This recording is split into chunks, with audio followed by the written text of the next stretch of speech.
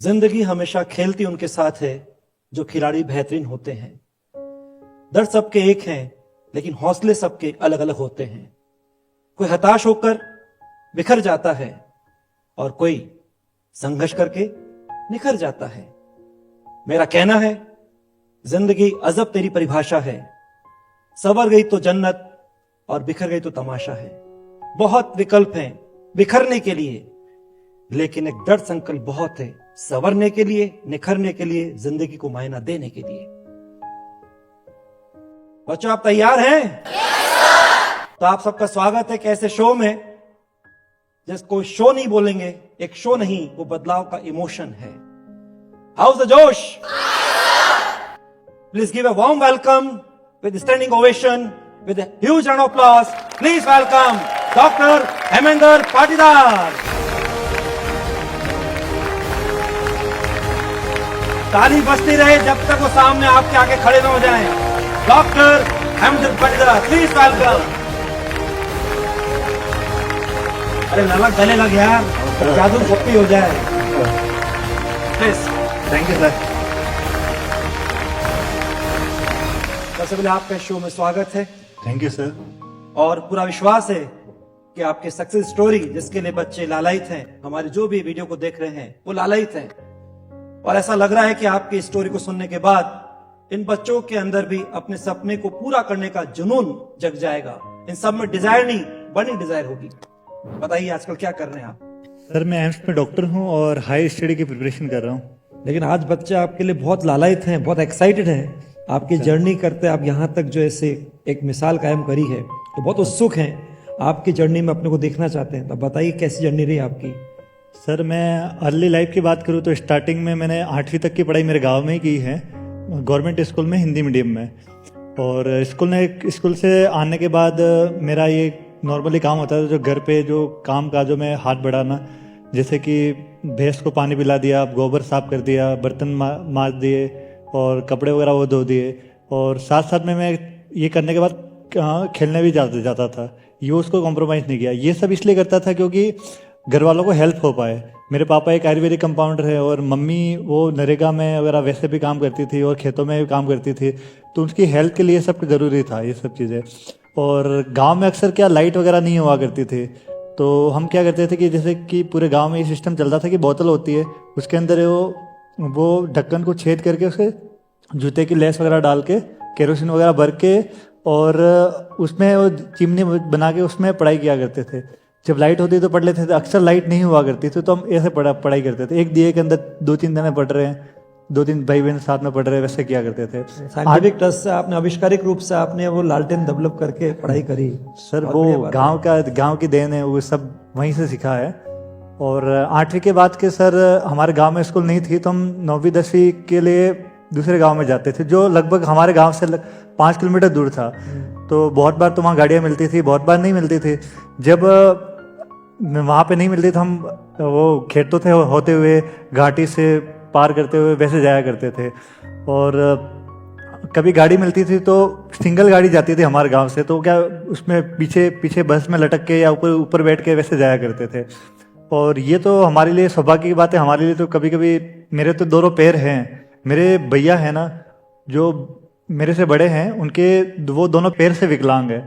तो उनको जो उनके ज़माने में वो जब जाते थे स्कूल, दूसरे गांव में जाना पड़ता, तो मेरी मम्मी वो उनको कंधे में बिठा के जब स्कूल का टाइम होता था सुबह तक छोड़ने जाती थी, और जब वापस आती, मतलब स्कूल का टाइम होता था वापस लेने जाती थी। इन बिटवीन उसके बीच में वो अपना खेतों का काम भी कर लेती थी और उस तरह से मैनेज करती थी। मतलब ये चीज आपने देखी है, जब आप छोटे थे बड़े भाई को मम्मी ऐसे ले जाती थी? हाँ तो आपको वहां से मिलता था तो ये जो चीज़ थी वो कहीं अपने आप को ऐसा फील नहीं होने दिया कि ये इतना दूर जाना पड़ रहा है, चल के जाना पड़ रहा है। 10वीं के बाद जब टाइम आया कि आगे कौन सी सब्जेक्ट ली जाए, तब ऐसा है कि पापा ने बोला कि तेरे को डॉक्टर बनना है आगे, तो बायो लेनी है तो चलो बायो ले लेते, कोई दिक्कत नहीं। मेरा इंटरेस्ट नो डाउट मैथ में था, पर डॉक्टर बनने के लिए बायो लेनी थी, तो मैंने बायो ली। आसपास से पूछा, गाइडेंस ली, तो कहाँ जाना चाहिए, तो उन्होंने बताया कि उदयपुर चले जाओ आप। उदयपुर में एक अच्छी स्कूल है, वहाँ जाके आपको वहाँ से आपकी बैक्स पढ़ाई अच्छी हो जाएगी। तो मैं चला गया उदयपुर जैसे गया तो वहाँ पर इंग्लिश मीडियम स्कूल थी, तो मेरे को तो हिंदी मीडियम में पढ़ा था 10वीं तक, तो वो मेरे लिए एक वैसा था कि हिंदी मीडियम से इंग्लिश मीडियम में कन्वर्ट करूँ या ना करूँ, पर डॉक्टर बनना है तो करना ही पड़ेगा, यही तब पता था, ये मिस गाइड हुआ था तब। तो इंग्लिश मीडियम ले ली मैंने। जब फिजिक्स केमिस्ट्री बायो की मैं तीनों किताब खरीद के लाया, मेरे को फिजिक्स पढ़ने भी नहीं आ रहा था। फिजिक्स में पीछे सी और एस है, तो मैं कैसे पढ़ूँ, फिजिक्स पढ़ूँ या फिजिक्स पढ़ूँ, क्या समझ में नहीं आ रहा था। केमिस्ट्री को केमिस्ट्री पढ़ता था, इतनी बहुत ज़्यादा हालत खराब, क्योंकि पढ़ने एक्चुअली नहीं आती थी वो चीज़ मेरे को, इंग्लिश में इतनी ज़्यादा दिक्कत थी। जब मेरा पहला टेस्ट हुआ उसमें मैं 90 में से 9 नंबर आए सिर्फ, और जब 90 में 9 नंबर आए तो मेरे स्टार्टिंग में जैसे 10वीं तक के मैं इससे पहले हिंदी मीडियम में क्या आपकी आती थी परसेंटेज 9 10 में? सर मैं क्लास में जैसे कि टॉपरों में रहता था, तो ये एक मेरे लिए वैसा था कि जो बच्चा स्टार्टिंग में टॉपर था, यहाँ आके वो पीछे से टॉप करने लग गया। ये तो ड्रास्टिक चेंज हो गया, आपने मीडियम आपके लिए बहुत चैलेंजिंग हो गया। बिल्कुल सर, बहुत ज़्यादा चैलेंजिंग था, क्योंकि कुछ भी समझ में ही नहीं आता था। समझ में तो तब आएगा जब पढ़ना आएगी, पढ़ने ही नहीं आती थी वो चीज़। तो जैसे कि वो पहला टेस्ट से कम नंबर आए, जो वार्डन वगैरह थे, और जैसे कि मैं हॉस्टल में रहता था उस वहीं पे, और जो टीचर वगैरह कहते थे कि भाई डॉक्टर बनने का सपना लेके आया है, तो जिस तरह से तेरे नंबर आ रहे थे तो डॉक्टर क्या कंपाउंडर बन जाए वही बड़ी बात है, वही नहीं बन सकता तो ये तो क्या ही है। तो फिर वो चीज़ें कहीं ना कहीं मतलब दिल पे सुनने पड़े। Yes sir. और फिर आगे सर ऐसा रहा कि मेरे को जब मेरी कमज़ोरी पता चल गई कि मेरे को ये इंग्लिश मीडियम में दिक्कत आ रही है, तो मैंने ट्राई किया कि मैं रात को ज़्यादा पढ़ूंगा। तो रूम पार्टनर को बोला कि मेरे को रात को पढ़ने देना, मेरे को ज़्यादा पढ़ने की ज़रूरत है। एक रूम में हम 6 जने रहते थे। मतलब एक घर में 6 जने रहते सुना था, लेकिन एक रूम में 6 जने।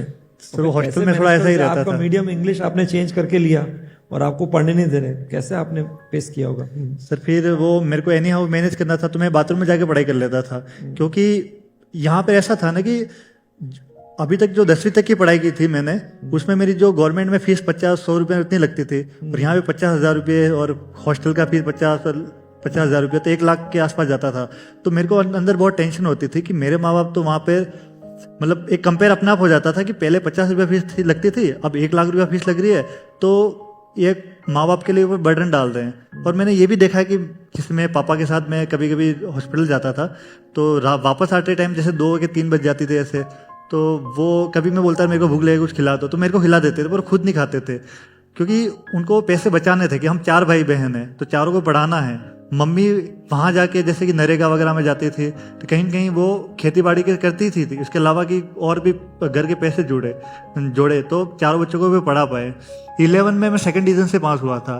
First time in my life मैं कभी सेकंड डिवीजन से पास नहीं हुआ था। ये मेरे लिए एक शॉकिंग भी था कि सेकंड डिवीजन से कैसे पास हो गया। फिर 12th पास के लिए जैसे तैसे करके मैं, उसमें भी वही बात है, बहुत बार समझ में नहीं आता चीज़ों को। जैसे कि मैं एक छोटा सा एग्जांपल दूं कि स्टेम पढ़ते हैं, स्टेम लीफ वगैरह, वो सब मेरे को पूरी 11 के लिए पूरी 12th के लिए मेरे को स्टेम समझ में नहीं आया। स्टेम क्या है, इसमें जाइलम फ्लोइंग वो सब चीज़ें याद कर लेता था। मतलब एक तरह से कहते हैं ना कि रट के पास हो गए यूँ, क्योंकि दूसरा ऑप्शन नहीं था चीज़ों के लिए। तो जैसे तैसे करके 11 12 दोनों पास कर लिए। और जब 12 पास के लिए तो मेरे पास एक आगे ये था कि न तो हिंदी समझ में आ रही है न इंग्लिश समझ में आ रही है। कहता हूँ धोबी का कुत्ता न घर का न घाट का, ये कंडीशन मेरी हो गई थी। तो फिर जब मेरे को पता चला कि कोटा में भी कोचिंग होती है, तो मैं कोटा आ गया एलन। कोटा में आके मैंने एलएड में एडमिशन लिया, और यहाँ पे मेरे जो डाउट था कि मेरे को बेसिक बिल्कुल नहीं आते, वो यहाँ पे बेसिक से पढ़ाया जाता था, कॉन्फिडेंस डेवलप हुआ, जिससे क्या हुआ कि मैं घर जाके भी बहुत अच्छे से पढ़ता था। और रात मेरे जैसे कोचिंग का टाइम था 2 से 8 बजे तक, तो 2 से 8 बजे मैं पढ़ता था। 8 से 10 बजे मेरे को जो डाउट वगैरह थे वो टीचर से वो पूछ लेता था। फिर खाना वगैरह करके 10:30 बजे तक मैं सेल्फ स्टडी के लिए रेडी हो जाता था, और 10:30 से सुबह 6-7 बजे तक पढ़ाई करता था। फिर 6-7 बजे से लगाकर जो 1-2 बजे तक, 1 बजे तक के आसपास में सोता था। पूरे साल भर अच्छे से पढ़ाई की। कभी मतलब पूरे साल में होली दिवाली कुछ भी फंक्शन हो, तो घर में प्रोग्राम हो, जैसे मेरी दीदी का वो गोद भराई का प्रोग्राम था, मैं उसमें भी नहीं गया, क्योंकि 24 आवर मेरे को मेरा लक्ष्य दिखता था कि किसी भी कंडीशन में मेरे को मेडिकल कॉलेज की सीट चाहिए। साल के अंत में जो एग्ज़ाम हुआ तो मेरा सिलेक्शन नहीं हुआ, तो घर वाले भी थोड़े नाराज़ हुए कि बच्चे ने पूरी मेहनत भी की है, पूरे साल घर पे भी नहीं आया, और लास्ट टाइम उसको रिजल्ट भी नहीं मिला। मैंने घर वालों को समझाया कि ठीक है रिजल्ट नहीं मिला, अपनी तरफ से आपने मेहनत की, मेरे को 1 साल और दो। तो मैंने, घर वाले कन्विंस हो गए, उन्होंने भेज दिया चलो ठीक है वापस कोटा चला जा। तो मैं फिर वापस दूसरे साल आया, पूरे अच्छे ढंग से मेहनत की, वही किसी प्रोग्राम में नहीं जाना, होली दिवाली सब यहीं पे सेलिब्रेट करना। सेलिब्रेट क्या करना, मतलब घर पे नहीं जाना, और यहीं पे उसी टाइम जो होली की और दिवाली की छुट्टियां मिलती थी उसमें पढ़ाई करना। कुछ भी प्रोग्राम, और जैसे सोशल मीडिया से बहुत दूर रहना, कुछ पता ही नहीं है दुनिया में क्या चल रहा है। इतनी मेहनत के बाद जब एग्ज़ाम हुआ साल के लास्ट में, तो मेरा सिलेक्शन हो गया उसमें। जब सिलेक्शन हो गया और तो ऑब्वियसली बात है, मैं घर जो मेरा यहाँ कोटा में सामान है वो सब लेके जाऊंगा इसे, तो मैं सब सामान लेके घर चला गया। काउंसलिंग चालू होगी, और जब काउंसलिंग में जो पता ही था कि अब तो ये अपनी ये कॉलेज मिलेगी, बहुत खुश थे, घर वाले भी बहुत खुश थे। जब काउंसलिंग में जब उसका एंड रिजल्ट आने वाला था कि आपको ये कॉलेज मिलने वाली है, उसके 2 दिन पहले, 1 या 2 दिन पहले, ये हाईकोर्ट का डिसीजन आता है कि आपका जो एग्ज़ाम था वो कैंसिल हो गया। यूँ जब ये सुना कि जिस एग्ज़ाम में आपने पास कर लिया, आपको मेडिकल कॉलेज की सीट मिलने वाली थी, वो अचानक कैंसिल हो गया, तो वो एक शॉकिंग सा था कि उसको मतलब ऐसा लग रहा था कि ये क्या हो गया। फिर घर वाले भी परेशान कि ये बच्चे की ये जो इतनी मेहनत की है, पिछली बार भी नहीं हुआ, इस बार हुआ, इसके बाद कैंसिल हो गया, तो उनको ज़्यादा दुख हो रहा था। ऑलरेडी ड्रॉपर था मैं, तो वही चीज़ वापस पढ़ना अपने आप में बहुत मुश्किल था वो चीज़। फिर भी 1 महीने बाद उसका एग्ज़ाम वापस हो गया, और मैंने अपनी तरफ से जितनी कोशिश कर सकता हूँ मैंने की, और मेरे को उसमें MBBS की सीट नहीं मिल रही थी, BDS की सीट मिल रही थी। अच्छा। पर मेरा तो फिक्स था, मेरे को MBBS ही करनी है, किसी भी कंडीशन में कुछ भी हो जाए, मेरे को MBBS की ही सीट चाहिए। तो फिर जब ये घर वालों को पता चला कि ये MBBS तो इस पॉइंट नहीं मिलेगी, उन्होंने बोला कि चल तेरे को MBBS ही करनी है, तेरा यही टारगेट है, तो अपन प्राइवेट से करवा देते हैं। मैंने बोला आपको प्राइवेट का पता है क्या, कितने पैसे लगते हैं, क्या है? तो उनमें करोड़ों रुपए लग जाते हैं, ऐसे प्राइवेट में डायरेक्ट सीट नहीं मिलती।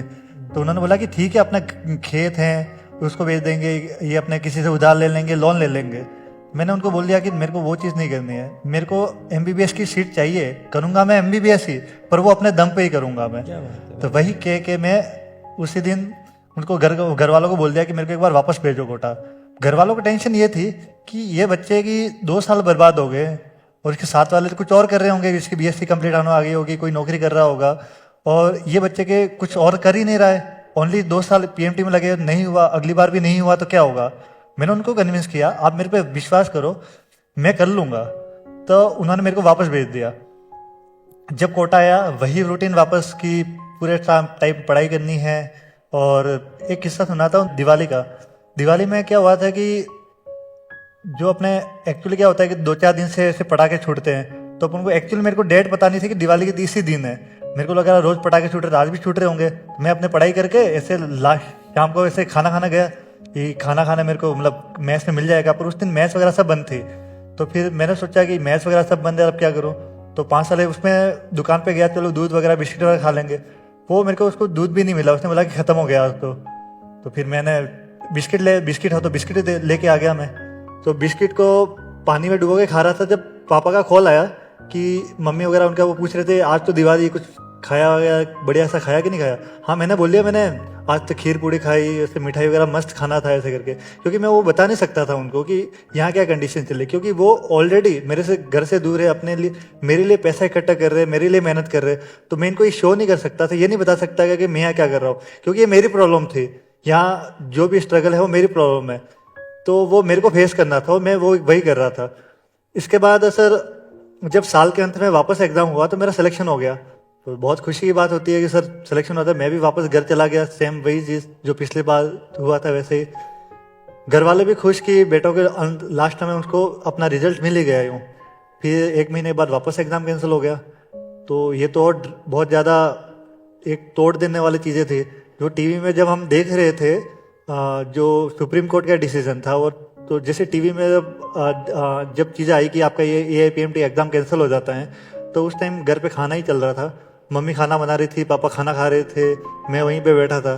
तो मम्मी के भी आंखों में आंसू आ रहे थे कि भाई, पर वो रो नहीं पा रही थी। वो ऐसे कि भाई खाना बनाते टाइम ऐसे करके ऐसे पल्लू से ऐसे साफ कर लिए आंसू, और पापा को ऐसे कि आंसू भी आ रहे हो तो वो ऐसे कि थोड़ा घूंगे कि मेरे को ना दिखे, क्योंकि उनके सामने मैं बैठा था। वो नहीं चाहते थे कि मैं टूट जाऊँ यूँ, पर वो सब चीज़ें मेरे को पता थी कि ऐसा ये सब मतलब एक तरह से मौन छा गया था घर के अंदर। कैसा आप लोग आपस में तो ध्यान रखते, पीठ आपकी ओर कर ली ताकि उनका कष्ट आपको नहीं दिखे। हाँ सर, वो चाहते थे कि वो अपना दुख व्यक्त करना चाहते थे, पर उनके सामने मैं था तो वो नहीं कर पा रहे थे। मैंने उनको बोला कि क्या हार में क्या जीत में, किंचित नहीं भयभीत में, संघर्ष पथ पर जो मिला ये भी सही वो भी सही। यही कह के मैं उसी दिन घर से निकल गया वापस। 1 महीने बाद जब एग्जाम था वापस, तो कहीं ना कहीं एक डर था कि पिछली वाली हिस्ट्री वापस रिपीट ना हो जाए। सेम चीज पिछली बार भी हुई थी। फिर भी जैसे एलन में यहाँ पे वापस ओरिएंटेशन हुआ ना सर, आपकी एक वो बात मेरे को बहुत ज़्यादा क्लिक कर गई जब आपने doctor APJ Abdul Kalam sir का एग्जाम्पल लिया था, क्योंकि एनडीए में सेलेक्ट नहीं हो पाए थे और बाद में जाके राष्ट्रपति बने थे। इन्हें फेल हो गए थे, बाद में 2 महीना तो एग्जाम आईटी का तो उसको पास कर लिया था। हाँ सर, तो वो चीज़ मेरे को एक मोटिवेशन लगा कि कहीं ना कहीं कुछ चीज़ें होती है लाइफ में अच्छे के लिए भी हो सकती है। तो फिर जब 1 महीने में अच्छे से मेहनत की और 1 महीने बाद जब एग्जाम हुआ तो EIPMT 2015 में ऑल इंडिया रैंक 559 और राजस्थान रैंक 52। इसके बाद एम्स वगैरह, जिपमर वगैरह सब एग्जाम मैंने क्लियर किया। लाइन लगा दी आपने सिलेक्शन की। ये मतलब सबसे बात पलट के जवाब था, बाउंस बैक जवाब। मतलब वही है सर कि अगर बहुत बार प्रॉब्लम ऐसा लगा कि बहुत सारी मुश्किलें आ रही हैं, पर प्रॉब्लम कहीं ना कहीं आपको रोकने नहीं स्ट्रॉन्ग बनाने आती है। वो इस जर्नी के दौरान सीखने को मिला ये चीज। बस सही बात है। आपको जो कलाम साहब की थी खुद की पढ़ाई का ट्रैक, उसने आपको किक दिया बहुत ज्यादा सर, क्योंकि भाई ऊपर वाला हमारे लिए और अच्छा सोचता है। हाँ सर। तो आपको लगा यार कि उस समय वो एनडीए में तो फेल हो गए, लेकिन आईटी में पास होके फिर लगा था टॉप करके, फिर तो क्या क्या बने। हाँ सर, तो हो सकता है मेरे लिए और अच्छा हो, और आपने जो सोचा वही हुआ। वही सर, कभी मैंने लाइफ में सोचा भी नहीं था कि मेरी इतनी अच्छी रैंक आ सकती है। अगर मान लो 2014 वाले एग्जाम में मेरा सिलेक्शन हो जाता तो मेरे को कोई और कॉलेज मिलती। इसके बाद मेरे को बहुत अच्छी कॉलेज मिली, जैसे SMS मेडिकल कॉलेज में गया। इसके बाद मैं एम्स में भी गया, वहाँ पे जैसे डॉक्टर काम कर रहा हूँ। तो कहीं ना कहीं कभी कभी कुछ चीज़ें आपकी लाइफ में सही नहीं होती है, या अपनों को लगता है वो सही नहीं हो रही है, पर ऊपर वालों को पता है कि आपको किस टाइम पे कौन सी चीज़ देनी है। तो मैं जो स्टूडेंट्स को भी यही कहना चाहूँगा कि बहुत बार आपकी चीज़ें आपके अनुसार नहीं होती। इसका मतलब ये नहीं है कि ऊपर वाला आपके लिए गलत सोच रहा है, उसके पास आपके लिए बेहतर प्लानिंग है। तो उस पर विश्वास करिए और अपनी मेहनत करते रहिए। मतलब ये बात कितनी सही है कि परिस्थितियां कितनी आपके विपरीत चली, तो बच्चों से मैं ये कहता हूं कि सफल होना ये आवश्यक नहीं कि आपके लिए परिस्थिति आपके अनुकूल हो, ऐसा जरूरी नहीं होता। यस सर, बस आपका अंदर का हौसला नहीं टूटना चाहिए, साहस आपको नहीं छोड़ना चाहिए। हाँ सर, मतलब जब तक आपको अपना टारगेट नहीं मिल जाता है तो पीछे नहीं हटना चाहिए। तब तक कुछ भी हो जाए सिचुएशन, कैसे भी सिचुएशन, आप लड़ते रहो। जब तक अपन नहीं लड़ते रहेंगे, मैं स्टूडेंट को ये कहना चाहूंगा कि जिंदगी अपनी है तो लड़ाई भी अपन को ही लड़नी पड़ेगी। तो गिव अप का तो कोई ऑप्शन ही नहीं बचता। फिर तो आपने दिखाया 3 साल के ट्रैक में, आपने दिखा दिया कि अगर हौसला है तो जादू है, और जादू हर लक्ष्य में काबू है। और वो बात भी आपने प्रमाणित कर दी कि कोई भी लक्ष्य मनुष्य के हौसले से बड़ा नहीं। हारा वही जो मन की ताकत से लड़ा नहीं। और आपने अपने मन की ताकत लगा रखी थी कि पापा से बोला डॉक्टर बनना है तो बन के दिखाए। और जब आप परेशान हो रहे थे उन्होंने संभालने की कोशिश करी, बेटा ठीक है हम तेरे प्राइवेट से करा देते हैं, लेकिन आपने कहा इतना पैसा खर्च नहीं कराना। और जब वो टूट रहे थे कि बेटा ये क्या हो गया, इतना अच्छा सिलेक्शन हुआ था, टीवी में कैसे न्यूज आ गई कि एग्जाम कैंसिल हो गया, तो आपने कहा क्यों चिंता करते हो, हार जीत तो चलती रहती। क्योंकि आपको मालूम है अब तो लड़ने की आदत, वो किक आपको याद आया कलाम साहब का कि और बेटर मेरा इंतजार कर रहा दरवाजा, और आप लगे और मालूम पड़ा फिर ऑप्शन से ऑप्शन आ गया आपके पास, जो बेस्ट चॉइस है वो आपसे अपना करियर चालू किया। हाँ सर, मतलब लास्ट में कहीं ना कहीं अपना लक्ष्य तो मिलता ही है अपन को। तो बच्चों ऐसे लोग सफल होते हैं जो बस अंदर से कमिटमेंट कर रखा है कि जब तक फाइनल डे नहीं आ जाए पिक्चर अभी बाकी है, और वो हौसले से फैसला अपने हक में करके आते हैं। और ये आपने एक ऐसी हिस्ट्री लिख दी है जो मैंने अपनी 34 साल के आज तक की एकेडमिक लेगेसी में कभी नहीं देखी। Hats your devotion, dedication and specially determination. Thank you sir, proud of you. Sir ये मैं पूछना चाहता हूँ, यानी नीट में इतना सिलेबस है, क्योंकि मेरा 11-12 बिल्कुल अच्छे से नहीं हुआ है। इस टाइम मेरे पापा बीमार थे, इस वजह से मैं कुछ नहीं कर पाया। और पिछले टेस्ट में मेरे ना 200 नंबर आए थे, और इस बार मैंने 300 आए। यानी कि मैं पूरी तैयारी अपनी से कर रहा हूँ, लेकिन मुझको ये नहीं समझ में आ रहा मैं किस तरीके से हर चीज रिवाइज करूँ। देखो आपके 200 आ रहे हैं, 300 नंबर आ रहे हैं, वो ज्यादा मैटर नहीं करता। मैटर ये करता है कि आप कितनी परसिस्टेंटली उस चीजों को मतलब कितनी अच्छे से पढ़ाई कर रहे हो। आप किसी और से कंपेयर मत करो कि उसके इतने आ रहे हैं या फिर अपने कम आ रहे हैं। आपको ये देखना है कि आपके मान लो 200 नंबर आए, आपको अगले टेस्ट में उससे थोड़े ज्यादा लाने हैं। जैसे अगले टेस्ट में आपके 300 नंबर आ गए, 300 आए। अब आप अगले टेस्ट में ये टारगेट करो कि 350 के आसपास आना चाहिए। अगर 350 आप आते हैं अच्छी बात है, नहीं आते कोई दिक्कत नहीं है, आप ट्राई करो कम ज्यादा से ज्यादा लाने की। सर जब आपने एलन ज्वाइन किया था तो कभी अगर आपका बैकलॉग होता था तो आप उसको कैसे कवर करते? ये बहुत अच्छा क्वेश्चन पूछा। मैंने जब एलन ज्वाइन किया था तो स्टार्टिंग में 20 दिन तो मेरे कवर नहीं हो रहा था, जो रोज का रोज पढ़ा रहे थे। तो 1 महीने के बाद दूसरा बैच चालू हो रहा था, मेरा मन कर रहा था कि मैं दूसरा बैच ज्वाइन कर लूँ, क्योंकि मेरा ये 20 दिन का वो मतलब जो छूट रहा है, मतलब रोज का रोज कवर नहीं हो रहा है। फिर मैंने सर से जाके बात करी कि सर मेरे को दूसरा बैच ज्वाइन करना है। क्यों करना है? तो वो ये 20 दिन जो पढ़ा रहे मैं रोज पढ़ रहा हूँ फिर भी कवर नहीं हो रहा है मेरा। तो सर ने बोला है कि वो तो अगले बैच में जाएगा फिर भी वही सिचुएशन वापस होगी।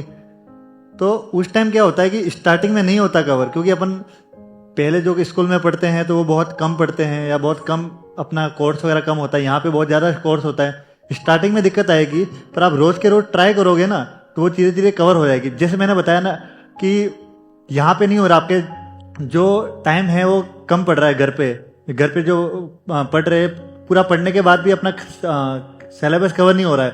तो जो बीच बीच में 2 क्लास के बीच में गैप है उसको आप यूज़ करो, आते जाते टाइम यूज़ करो, तो ये चीज़ आपको कहीं कहीं हेल्प करेगी। और जैसे जो 1-2 महीने होंगे ना फिर आपको समझ में आ जाएगा कि क्या पढ़ना है क्या नहीं पढ़ना है, कैसे पढ़ना है।